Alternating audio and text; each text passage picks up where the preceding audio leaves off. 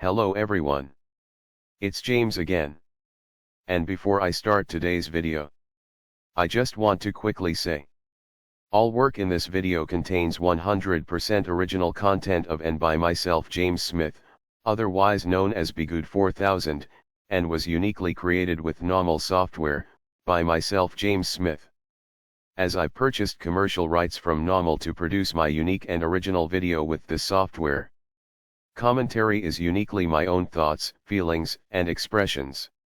Now that I have that out of the way, I do hope your day is going way better than fantastic. And your journey to self-betterment is going way better than fantastic as well. Today, I wanted to talk about something very important. And that is encouragement and love. If many of you have been narcissistically abused, you know how being deprived of these very important things can feel. You see, I told many of you before, I was going to bring up the Rocky series again. And I will do it in a more proper way when I can really do a better job of it. But I want to at least talk about it a little bit today. And spoiler, if you haven't seen the movies, go and watch at least the first one and then come back to this video. Now that I have that out of the way. You see, you have a street guy basically in the character Rocky. He's a collector for a lone guy that works for the local mob. But you can tell there is something different in Rocky. He doesn't hurt people even when it's his job to do so. He's a boxer that lives in a rough neighborhood. In a terrible apartment. Alone. No love. No nothing. And if you don't know, Sylvester Stallone's acting is extremely good in this series. Because he had a pretty bad childhood like many of us. And likely or possibly he might have been narcissistically abused. Just from the looks he gives with his face, you can see the emotional hurt and pain he's feeling. And it's been said many of his lines that he wrote in the movie came from real life experiences where he wasn't treated very well by teachers, his parents, and employers.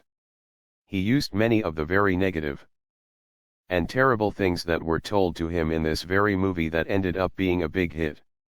Well, while living his lonely life, walking the streets, meeting up at times with this loud and rough around the edges friend Polly, Rocky took an interest in Polly's sister. She didn't talk much at all. She just looked around and kept to herself. She might have said hello and goodbye and that was it. But something happened. They ended up dating. Even with life so messed up, they became a couple. And then something even more amazing happened. As a novelty, he got a chance to fight for the championship of the world. No one gave him a chance. And the bout was just to give the local people a good show. And it was seen as a promotional or publicity stunt by the champion. But Rocky took it seriously.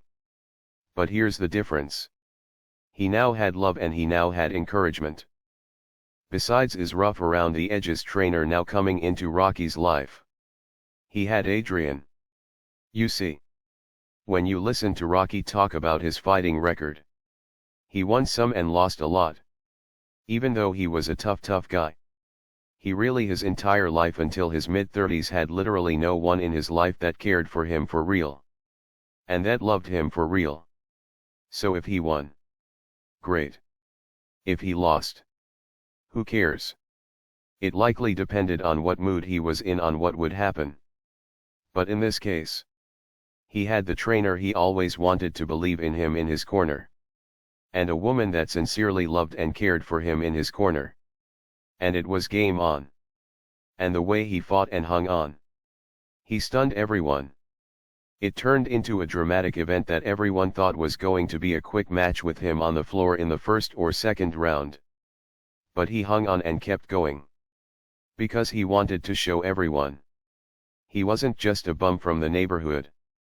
And if he was a real character, it would be God's love. And it would be the woman that he was blessed having in his life. You see, Rocky's life was the product of narcissistic abuse more than likely, though you never hear about it. You just have to put two and two together. Simply because you realize though Sylvester Stallone wasn't a fighter, the character and the words and the lines were based on his life. and his lack of success, and dismal and sad life, was a product of hearing how dumb he was, and how he was a loser, how he was a bum. Yet though that's all heard, you see Rocky go out of his way to help out people throughout the movie and series for that matter that he didn't even know.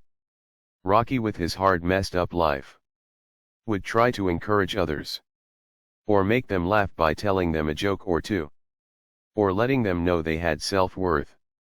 Then he would walk away to go home to his old cluttery apartment. With no love. With no one to care. With no encouragement. Just him.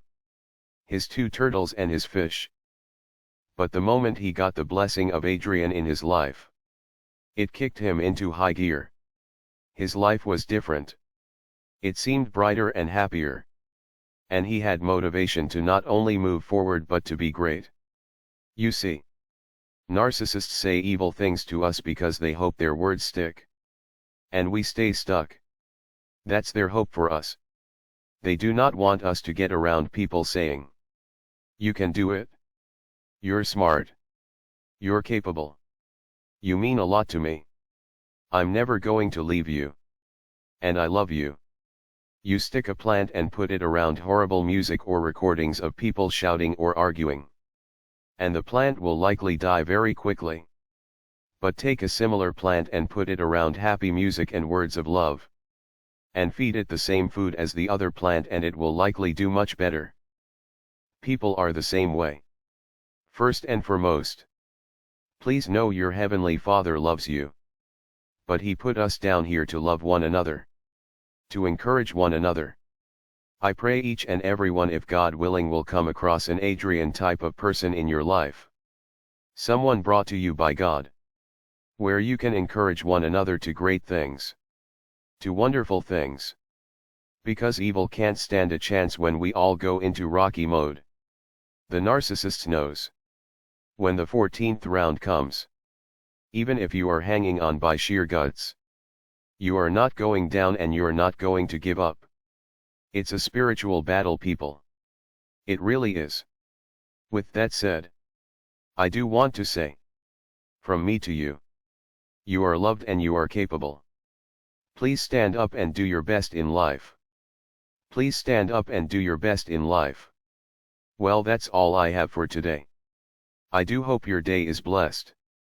And until next time, bye for now. And be good to yourself.